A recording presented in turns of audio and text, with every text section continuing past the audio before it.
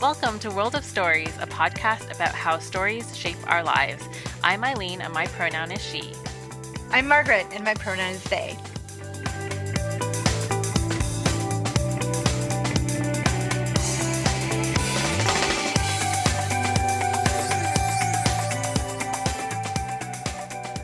Hi, Margaret. Hi, Eileen. How's it going? It's going. Actually, I'm really excited today because we have a guest. We're welcoming back Anne Gagne to our podcast. Anne is, her pronouns are she and her. She is a lesbian Franco-Italian settler originally from northwestern Quebec and lands covered by the James Bay Northern Quebec Agreement. She has lived in Toronto on Treaty 13 territory since the early 1990s.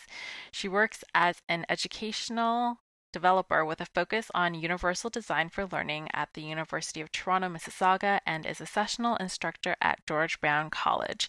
She is passionate about inclusive and ethical pedagogical strategies and works with instructors to ensure curricular accessibility. Her research focuses on the role of the tactile in education and literature, which is super cool, and we're going to talk more about that. Welcome back, Anne. Thanks. I'm super happy to be here. Welcome back. I'm so excited. I'm going to echo Eileen's sentiment. I'm super excited at this opportunity to chat with you. So let's just dive right in because, no suspense here. Our first question is, how has your professional life changed in the pandemic? So, like most folk, I've been working from home since the pandemic started. So I started working from home March 13th, 2020. And so being an educational developer means that a lot of the questions that I would get from instructors for the pivot to, remote teaching and learning would come to me. So things like assignment design or course design or using instructional tools and the pedagogy behind it and, how to make their courses more engaging and all of those kinds of things came to me. And I was the only educational developer at my campus at that time. So it was a lot. And so at the beginning, I was working something like 7 days a week for the first few months, just to try to keep up and make sure that everyone felt supported. It was really rewarding work, and it still is, of course, but it was a lot out of it, a lot of it. And I was facilitating workshops on specific topics to support instructors. And we even co-created a 4-day summer camp for instructors in the summer. So it's been a really busy time. Yeah, it's like triage. What do you need? You go there. You go to summer camp. Yeah. So you've been super busy aside from helping other instructors develop new teaching methodologies, but you've also been publishing a couple of your own books. So the first one, actually, I don't know what order you published them in, but the first one we're going to talk about anyway is the Canadian Precariote. And it's about how non-tenured professionals in academia have difficulty finding consistent full-time employment. And then so there's a pressure to be continuously productive to stay employed, which I think is very dovetails very nicely with some of the topics we've talked about previously in the podcast. Can you talk a bit about how the ideas in your book were informed by your personal experiences in academia? Yeah. That is the order. So the Canadian Precariote is an edited collection and came out in October. Late October of this year. And so it's a great question because it really ties into what we were just talking about in terms of my professional life too, is when I was, when the pandemic started, I was on a contract, and that contract was set to expire on November 2020. So while I was supporting instructors with all this stuff, I was thinking my own long-term goals and my own next steps. And so luckily, last summer, there was a full-time position that was posted, and it was a position that focused on universal design for learning, which I have a lot of experience in. So I applied, and luckily I was a successful candidate. So now, I am, full-time employed But the experience like really echoes what happens in academia, right? That you could be like the busy point person for this really important thing that's happening and yet still be in a precarious contract role. And the people that you're interacting with don't know that unless you choose to tell them that, right? And so what I wanted to explore with the essays in this book, which actually the nugget of this started during the college strike. As I was picketing and walking around the college, I was like, we need to have a book. We need to have an essay collection that talks about this experience. And so that's where that came from. But, what I also wanted to explore was the precarity of the instructors, but also the trickle-down effect of the precarity to the students, but also to the other people in that sort of academic system. So in this edited collection, there's essays from students as well that kind of speak to their reactions to this precarity once they find out that maybe the person that's teaching them is a sessional and so on. And so all of that is really to bring up that if we have conversations about precarity, as this edited collection attempts to do, is that we really need to keep everything in context, right? And so we can't necessarily talk about this, need for productivity in academe without talking about it in terms of like asking a person, what's your employment status, right? Like, are you full-time? Are you sessional? And then what other things, what other positionality do you embody that can, speak to that, right? So like if I'm, on a precariously employed single woman with 2 kids and a non-visible disability, and I'm living in a COVID hot zone, don't ask me how many articles I've published this year, right? Like ask me like, what supports could help make your life easier. And so I think we really get to some of that in this edited collection, or at least I hope so anyway. Yeah, it's really interesting how that intersects and how sort of that systemic nature of our intersections has been exploded in this pandemic, right? And how it dovetails with what you were saying. I really love that you thought and you think, because I'm the same on the same schedule, that October was this year, because my year also starts in September and ends in August. Right. Yeah. So then October is definitely this year. And for listeners who are not in academia, we are always running by the academic year. So years start in September and end in August. But I want to go back to what Eileen was saying about how busy you've been. And thank you for putting that in context for us, what productivity means in academia, because The Canadian Precariat is the first book that came out for you this year. So what I'm really interested in is, how do you balance work and rest? Like, what is rest for you? And you're laughing because you know the answer, because you know the short answer is like, how do you balance it, Anne? And the answer is poorly, lol. So no, honestly, at the beginning, as I was saying, it was really difficult because I was working like 7 days a week. But again, the fact that these 2 books came out like 3 or 4 months between each other was less about the productivity in the pandemic and more about, as we were talking about before we started recording, how academic publishing or all publishing kind of takes forever, because both of these projects were actually done around December 2019 and they only came out like, a year later. So, but also these books wouldn't have been able to happen unless I had full-time employment, and they happen to dovetail with that as well, right? So in terms of balance, I really try to take Saturdays off. Like that's my day to reflect, and I do some reading, maybe some reading for pleasure, whatever that is. But I also, I say this and acknowledge that I have the space and time to do this because right now I don't have any direct care responsibilities in my life that take up that space. But I really feel that Saturday is important because I need that reflection time. I can't be a productive person if I don't reflect and if I don't have that time to reflect. And I'm finding as the pandemic goes on that my ability to be mindful is actually diminishing because I need more time to reflect and I don't actually have that. So yeah, so if I didn't have my Saturdays to kind of think, I don't know where I would be, honestly. I just wanted to circle back around to something you were talking about around the precariousness of employment and how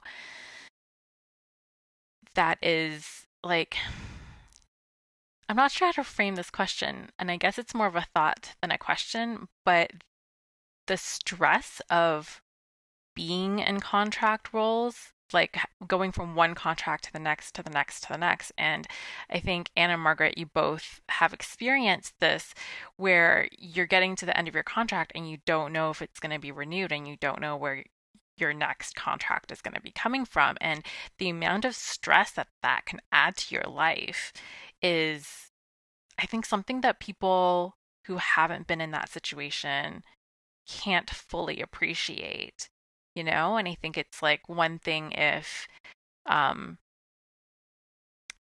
no, I mean, I don't think it matters what else is going on in your life. That's, you know, everyone's got responsibilities, everyone's got bills to pay, and if you don't know where your next paycheck is coming from, that's tremendously stressful.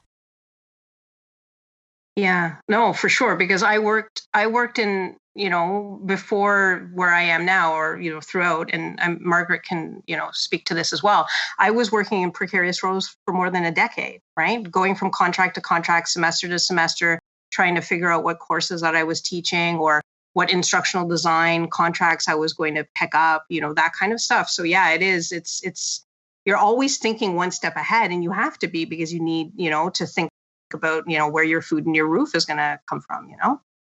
Yeah, and you always feel like you're not measuring up because there's not enough that you can do to ensure that you're going to get that contract, let alone a full-time job, because there's other, like I personally know, scores of other people who are just as qualified and just as uh, meritorious of getting contracts and full-time jobs and things like that. So it's an economy of pitting people against one another when in fact we all have a common problem, the system, right? So And I think that's going back to how broken a capitalist system is, because that is the product of capitalism, and caring more about profits and the bottom line than about the people that you're working with, right? It's cheaper to have a contract employee as opposed to a full-time employee. And so employers are going to default to that or like prefer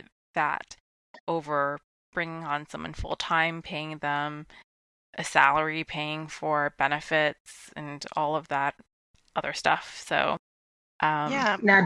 That benefit piece is so important now, right? Like we're seeing more and more people talk about that. Like what benefits do you have, and how can you use those benefits, right? And it's so, we're in a healthcare crisis right now. Benefits are so important. Mm-hmm. And I think it also, what the healthcare crisis is showing us is that this very simple capitalist calculation is not true. So there was an intensivist, a doctor from a hospital here in East Toronto who was doing on Twitter, who was doing the calculation of like, this is how much it cost for one patient in crisis in the intensive care versus this is how much it costs to give people sick days. So that bottom line calculation that you were talking about, Eileen, is not always is not always correct, because you really have to look at all the aspects. And honestly, business school does not prepare people to think about all the aspects. You have to have a social sciences, a humanist view of things to understand that if you shut down the entire country for a month, or whatever, like Australia did, then you're going to be able to reopen. And instead of doing piecemeal things and always catching up like we've been doing in Canada and being 13 months in, or is it 14 months in to the pandemic and still being shut down, and having, like, I'm thinking, for example, of people I know, like my stylist, all of the restaurants that I used to go to for brunch, like people who rely, and having been closed since what, like 6 months, 8 months. So you have to be able to do those calculations. They're not just math, right? They're sort of higher, I don't know, like bigger perspective calculations. And that's the difference between the micro and the macro, right? It's the idea that, well, in economic terms, what you're talking about is an externality. It's the unseen cost of of protecting your bottom line. And the thing is that that's I should say it's the difference between economics and business, whereas business cares about my bottom line, what affects me, and what the consequences are for other people. That's not my problem.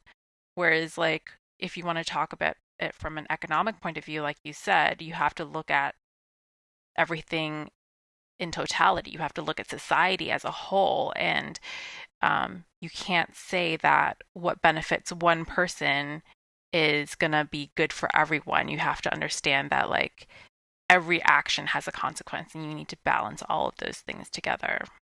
You know, that's such a great point. I actually blogged about this on Sunday, in fact, about how all of these reactions that folk tend to do in the pandemic are very spurned on by their own, like, positionality, like their own identity in terms of, like, how is it going to benefit me, just me, this singular person, and not like society as a whole. And golly gee, I wish I wish the world was not like that. But it is. Yeah, I think we all do. I think so many times on this podcast, we just come back to this idea of how bad capitalism is and down with capitalism. And if only it was so easy to dismantle. So, Anne, one of the things you're very outspoken about is accessibility and access in education. So, how do you think the pandemic has highlighted these issues? And is there anything that has changed in the area of accessibility as a result of the pandemic? So, yeah. So very outspoken is a really nice way to phrase it. So thanks for that. Because, I know that when most people see my name now, there's probably a lot of rolling of eyes and other things. But honestly, I truly believe that the pandemic has really highlighted access in many different ways, which I think is really, really great. But it's also super sad that it took the pandemic for that to happen. So I think that we're really talking about and thinking about access and education in different ways, which is great. But there's just, like, so much more work that needs to happen. And I think a lot of the work that needs to happen is around awareness. Like, that awareness piece is really key. And I've been trying to really work on that awareness piece in the work that I do. So I think it's really great that some folk are, like, captioning their meetings and captioning their classes. And I'm super excited about all the accessibility options in this season of World of Stories. So yay. But I feel like everyone should be, right? Like, everyone should be captioning, everyone should be giving transcripts. And it's, it's well known that, like, automatic captions aren't great, right? Like, a lot of people in the deaf community call them craptions, and they call them craptions for a reason, because, they're not really good. So we need to get better at that. But then there's other access pieces that I find were being discussed a lot more and were more front and center at the beginning of the pandemic. And now I think people are not talking about it as much, which is technological access. This assumption that everyone is going to have some sort of device, right? And that's simply not the case. That, like, in some instances, depending on who your person is, like, the learners that you may, or the people that are participating, they may be participating on a cell phone, like, in a, parking lot of a fast food restaurant because they want to get the free Wi-Fi, right?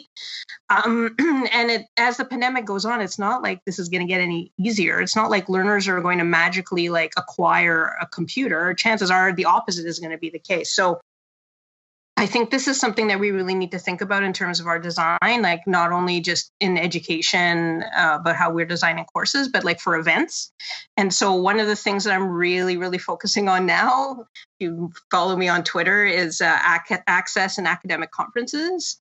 Because I think there's a lot of gatekeeping that's going on there. These conferences, they charge, like, hundreds of dollars in fees, which is, like, a financial burden for graduate students and precarious instructors, right? Sessional workers cannot go to these conferences because they can't afford the fees.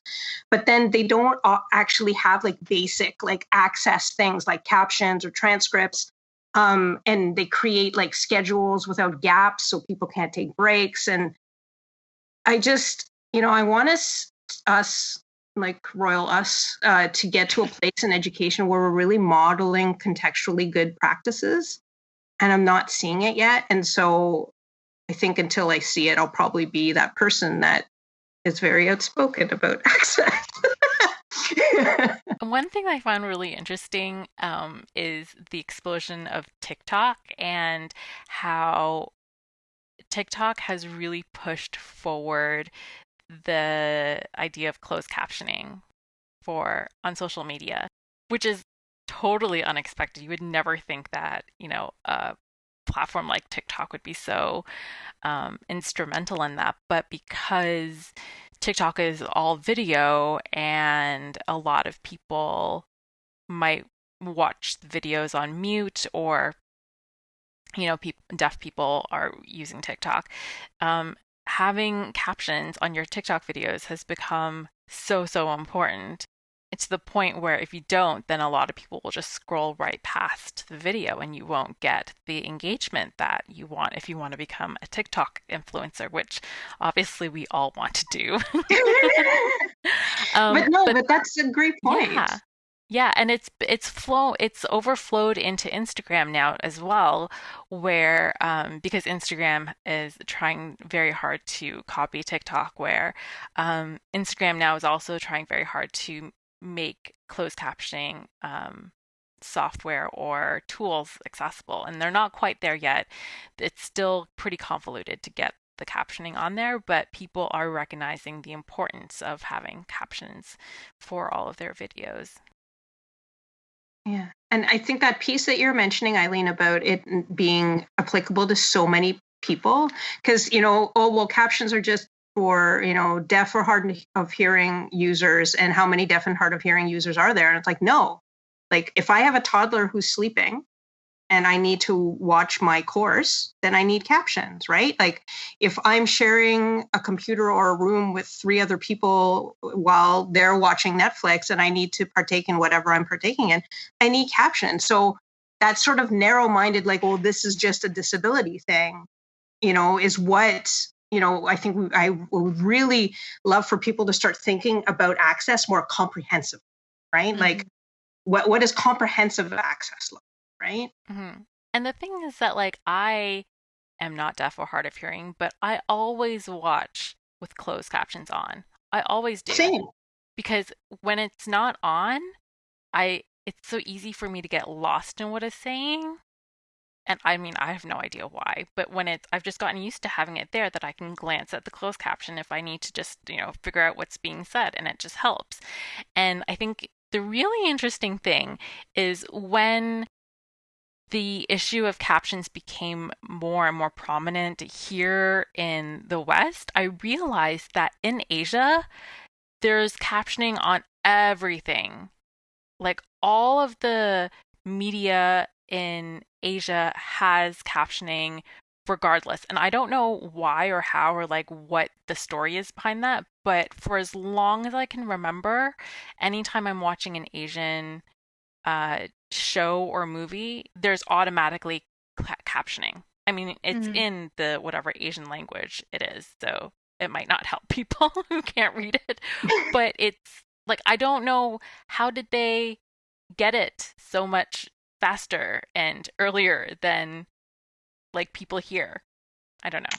Yeah. And if we can normalize it, I mean, captioning is how I learned English, is, like in Romanian media, they don't dub the media, they caption it with translations. And so having the opportunity to hear like the native language, the words in use, and the idiom. English is so idiomatic that it's very, very hard to learn, like, without being immersed in the culture, because nothing makes sense. Like, why does get on and get off have such a completely different meanings? Like, why? What is the logic? How do I learn that as an English language speaker, right?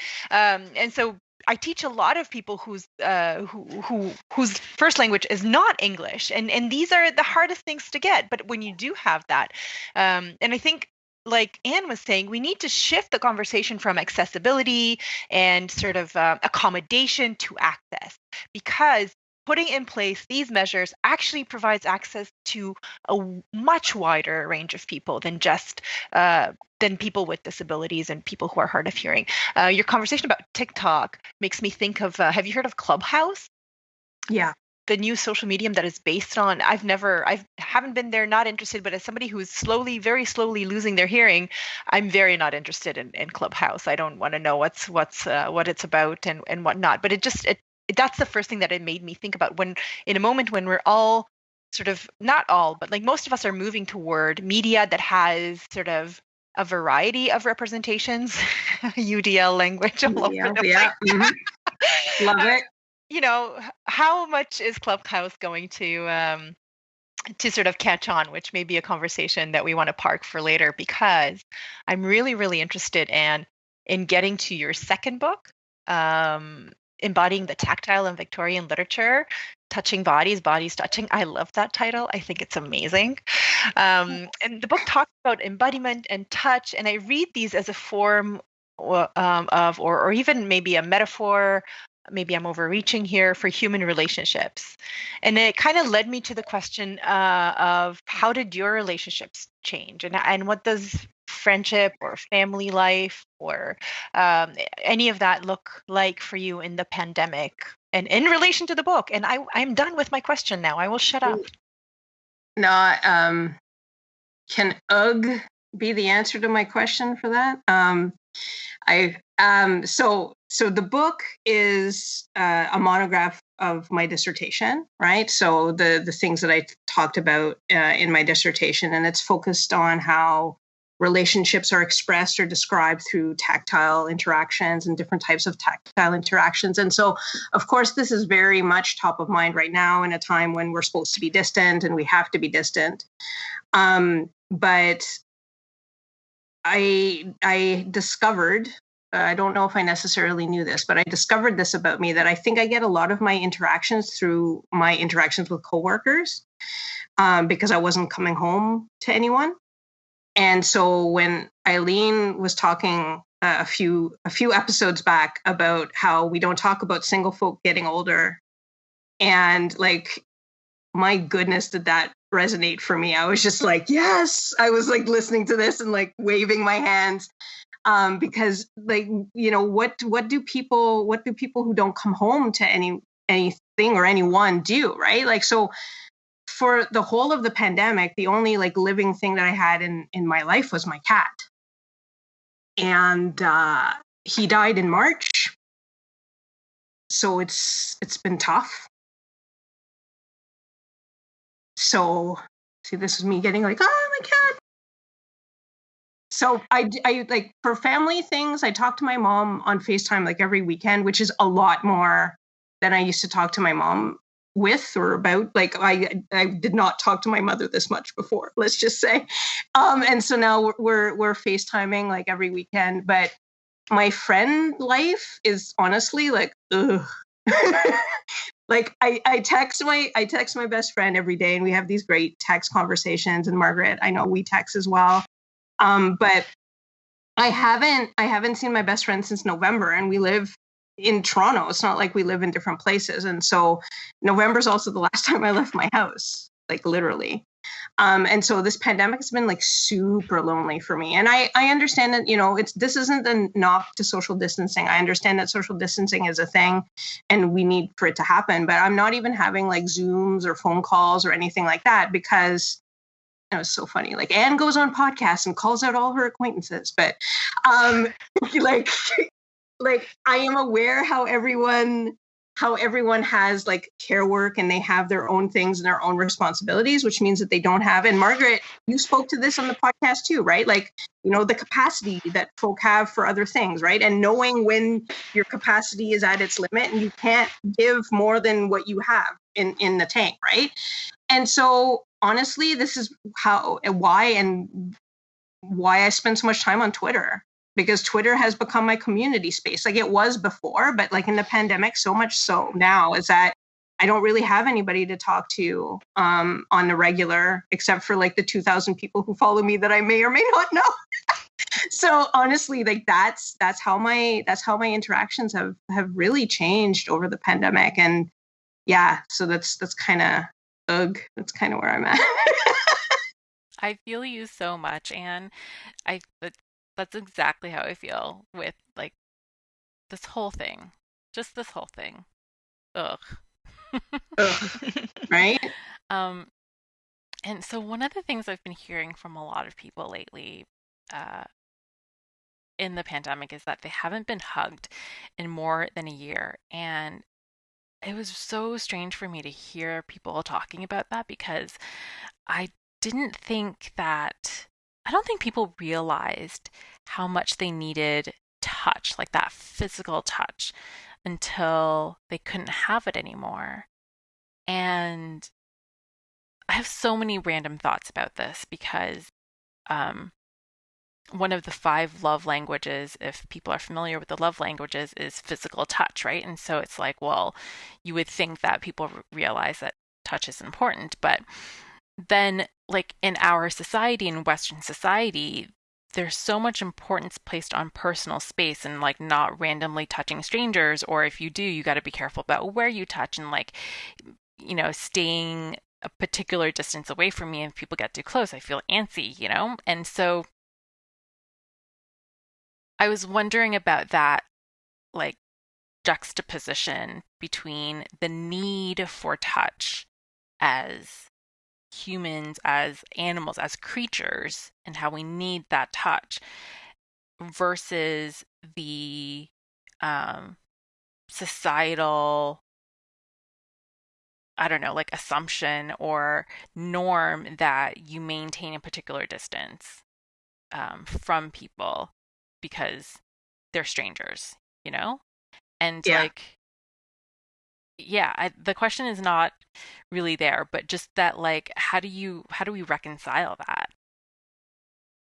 Yeah. I mean, so I wrote this article in the summer with my friend Duke, who lives in Perth, who lives in Australia, who's also a tactile scholar. And we were just like, kind of like, some of the upsides of the pandemic is that we were really excited that people were actually talking about tactility. Like, yay, like tactility is a thing now that people are thinking about. People are thinking about being hugged and those kinds of things. And I just finished reading this book this weekend, Minding Bodies, and in it they talk about like exactly the things that you're talking about, Eileen, which is like like the circles that where people feel comfortable, like how distant or how close, like if it's a close relationship or if it's a stranger, and so I'm glad that touch, or at least like tactility in some way, is on the radar, but I don't know if people are going to continue thinking about it,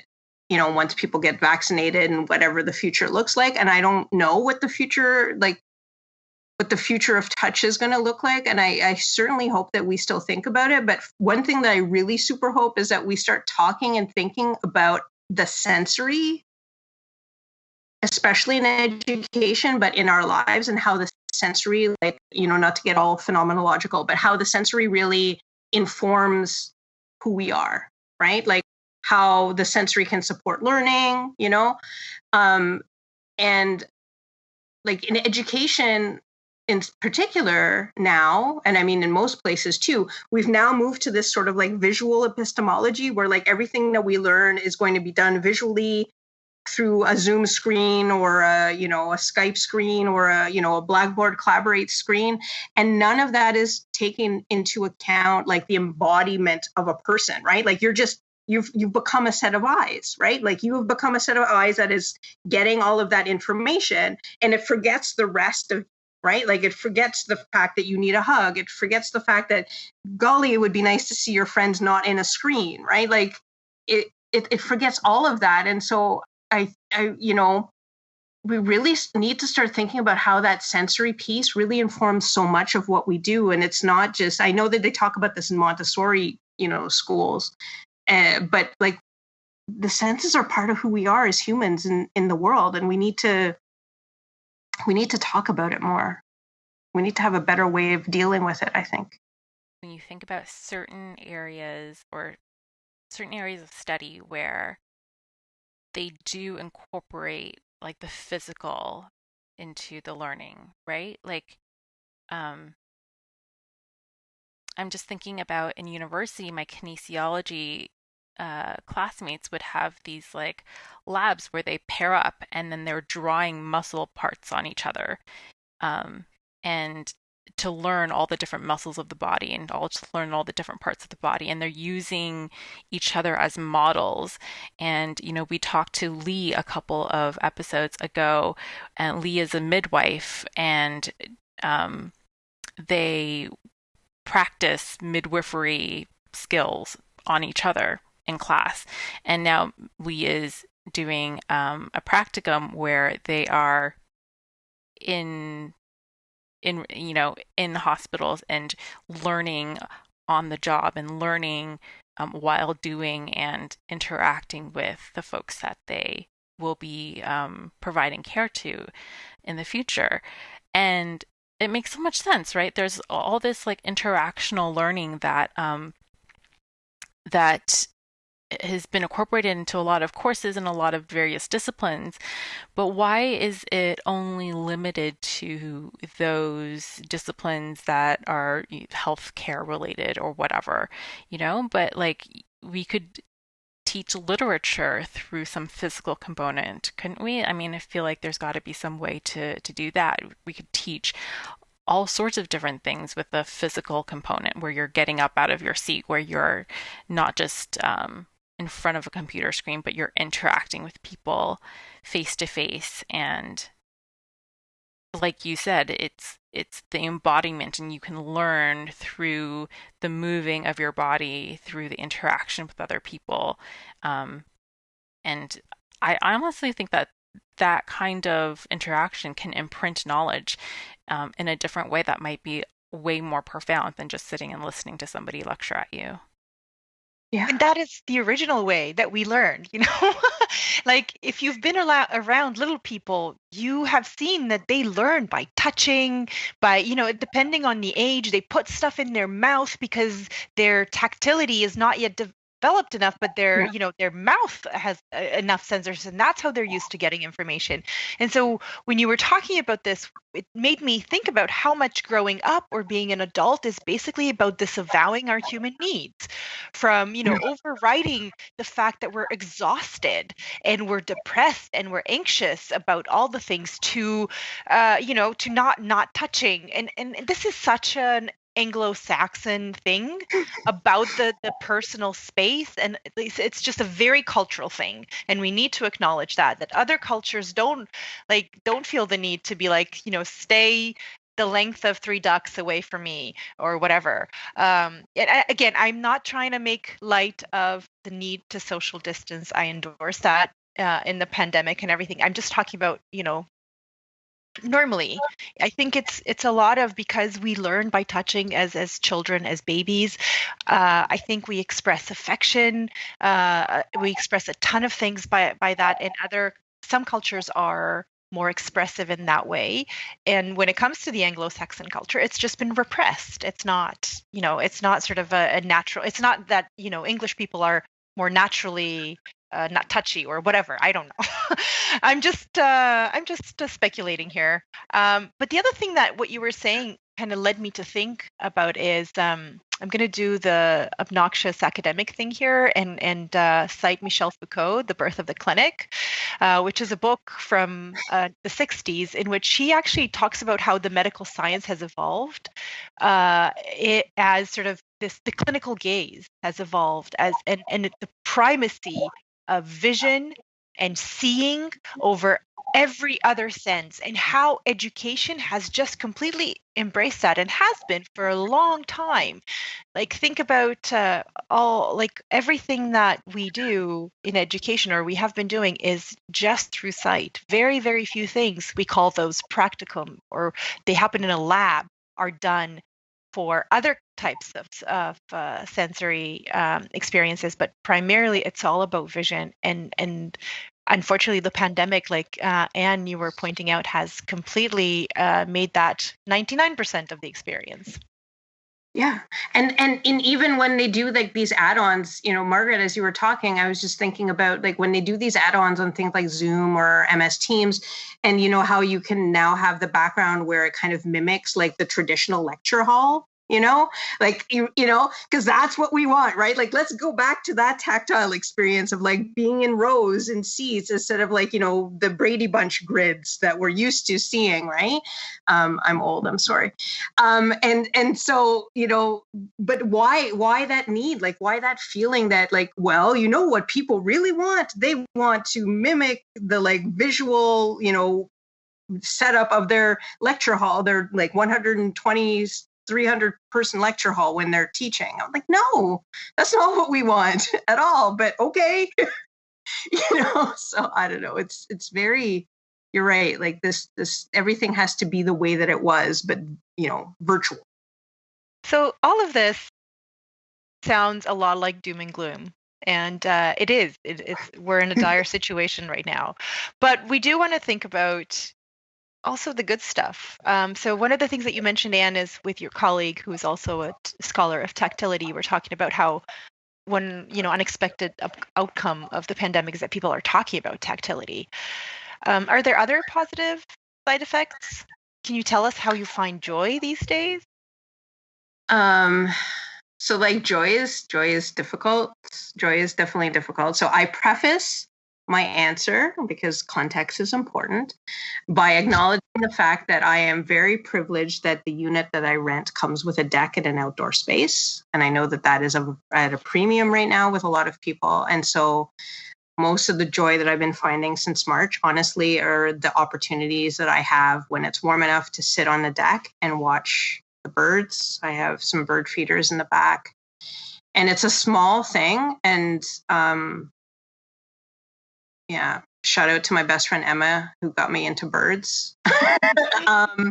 But it's a small thing, but it's a really important thing, because those moments on the deck become the opportunity to recharge. Like, last weekend there was a male cardinal and a female cardinal. Like there was two female cardinals that were like really like rock'em sock'em robots over this male cardinal, and I was just like, oh man, matriarchy is real even in the cardinal world. But and I was watching this with glee, and it was weird. Like I'm watching them argue, and I'm texting Emma going, is this normal? And she's like, yes, it's absolutely normal. I'm like, okay, because I have never noticed this stuff before, and as being like an urbanite now.